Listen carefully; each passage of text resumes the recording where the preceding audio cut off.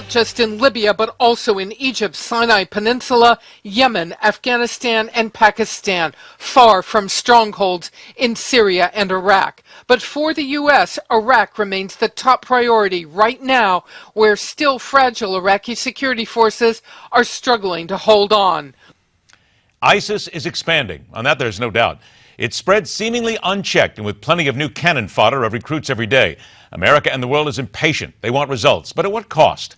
And why are so many intelligent minds simply stuck in the strategic mud regarding what might actually work? Our guest is a retired lieutenant colonel in the U.S. Army Special Forces, now a military advisor for the Concerned Veterans of America, Scott Mann. Lieutenant Colonel, thank you so much for joining us.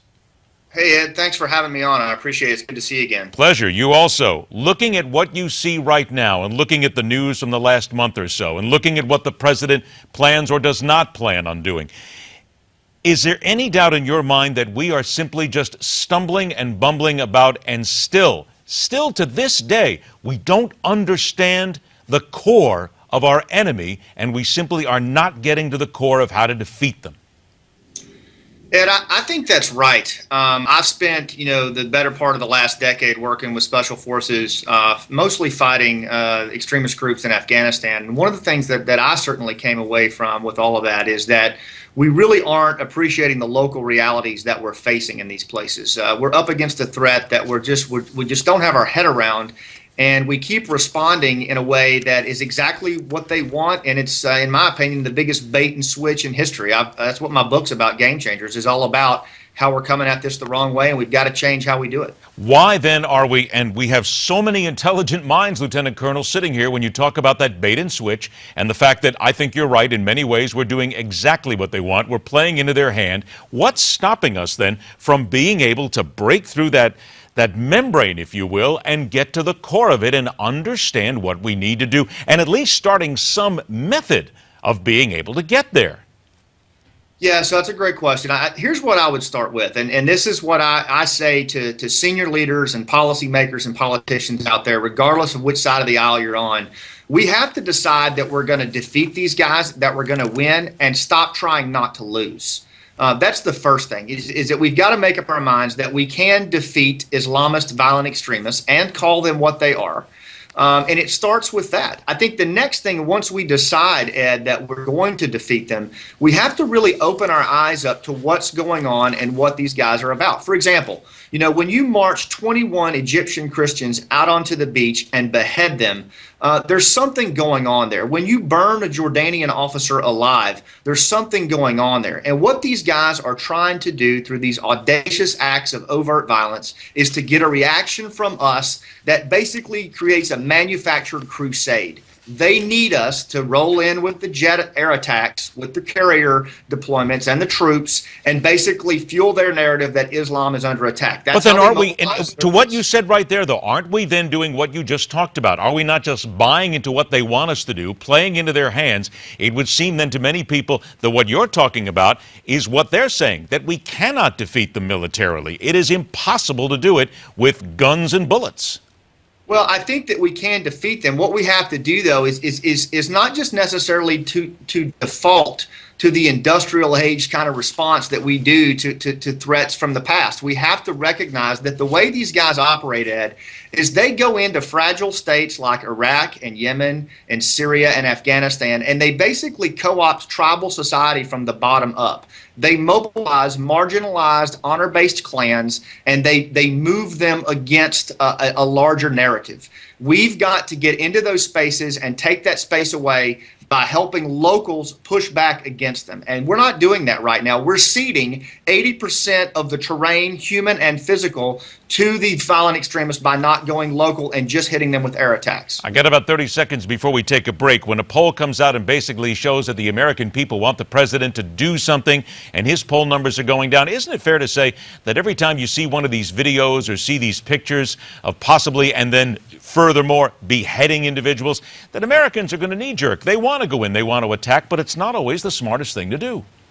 Look, one of the most dangerous things we can do is get drawn into this notion of doing something. That is exactly what they want, and in an honor-based clan society, when you strike from the top, you fuel their narrative. We do need to take these guys off the battlefield, but it needs to be in the context of a broader local strategy.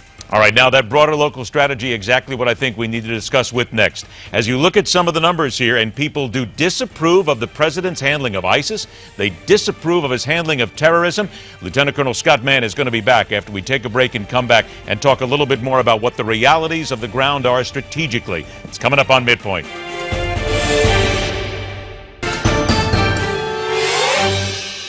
All right, back to work with retired U.S. Army Special Forces Lieutenant Colonel and military advisor for the Concerned Veterans of America, Scott Mann.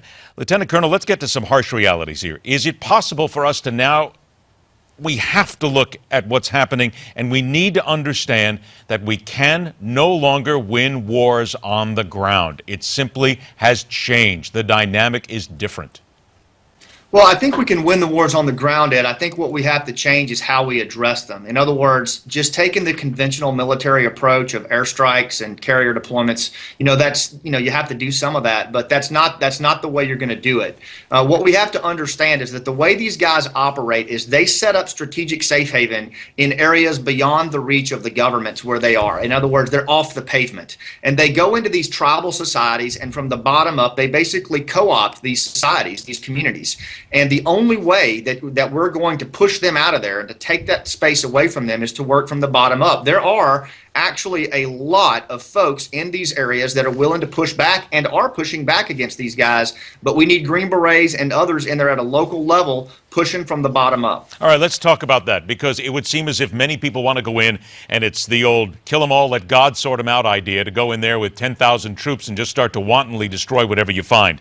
Knowing full well what you just said, that a lot of these ISIS leaders, these aren't the guys out in the field. Basically, what we're killing in the field right now is the cannon fodder that they want to throw out there in front of the bullets of other nations. The guys who run this, the people who run this, they're the ones sitting in communities, in houses, in villages. They are deeply embedded. They are hiding.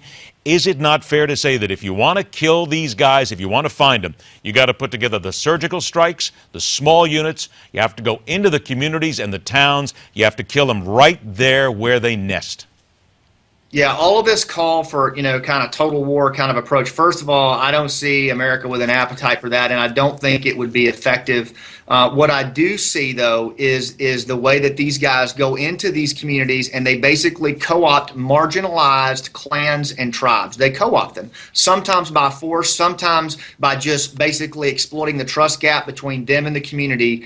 But the only way that you're going to render these guys irrelevant is from the bottom up. And look, Ed, I saw this in Afghanistan. The last couple years of the war, Special Forces got back to its roots and did this in the rural Afghan villages, and we were squarely inside the wheelhouse of Mullah Omar, Osama bin Laden, and other senior leaders who were basically on record as saying we cannot allow this to stand, because they know if communities stand up against them, they will be rendered irrelevant, and they're done. They're just thugs at that point. Then what's stopping us? Is it an American will to do it, or is a president that is apparently too scared to take certain action for fear of the backlash on his legacy? What's stopping us now? Well, I see paralysis at all levels here, Ed. I mean, frankly, I've been pushing against this. I mean, I founded the nonprofit StabilityInstitute.com for this reason, because where I look, all of the senior leaders on both sides of the aisle, all they consider are these top-down overt responses, which frankly are not only ineffective, they engender clan revenge against us at home. I mean, you have to do some of that, but it needs to be in the broader context. I think what we've got to do is we've got to inform the American people of how these guys operate at local levels, and we've got to get our policy leaders realizing that there are other options besides drone strikes and night raids. There's a way to do this. We've done it before in Colombia, El Salvador, Philippines, but we've got to get back to the basics and be willing to take those risks. And guess what? It's not going to happen in 6 months to a year. This is a long-term process, like you said. Is it fair to say that despite the fact we continue to hear that airstrikes are working and that we are debilitating the enemy, and that the president and others come out in front of the cameras and say we are winning this battle, is it fair to say at this point, in your opinion, that in essence we are losing the fight right now against ISIS? My professional opinion is that we are losing the war against not only ISIS, but Islamist violent extremism. We are losing. Their narrative that Islam is under attack by the West and that it's the duty of every Muslim to defend it is resonating from every village and shanty town across the Islamic reach of the globe. And our narrative is not even present. There are those who say that we need to attack the ideology. There is now a revamping or an expanding, if you will, of a State Department agency called the Center for Strategic Counterterrorism Communications, basically counter-messaging a lot of what happens from ISIS. About 45 seconds we have left. A lot of this comes down to social media, video, messaging. Do you think this could even possibly work, or is this a waste of time? Well, Ed, it is a component. We do need to pay attention to the element of narrative and story. In any campaign throughout history, that is always a major factor. And the fact that these guys, they're basically, look, they're thugs. These guys, very few of them are ideologues. They're using religion as a cloak to move on power, and they're using a narrative that's tied to history that mobilizes Islamic populations. We have to call them out for what they are. We have to hold them up for how they violate Islam, and we have to amplify moderate voices that are resisting. And so, yes, it is a narrative is a piece of it, and we need to bring the right people around the table on that, but it's not the singular solution. We've got to work top down and bottom up. Straight language that many people don't want to hear. Lieutenant Colonel Scott Mann, a pleasure to have you back, my friend. I'll look forward to doing it again. Thanks a lot, Ed. We'll see you around. All right, take care. We'll also see you hopefully with some better news next time. Hey, the National Security Agency wants you. However, they've been caught red-handed by the Russians. That and more when we continue right here on MidPoint.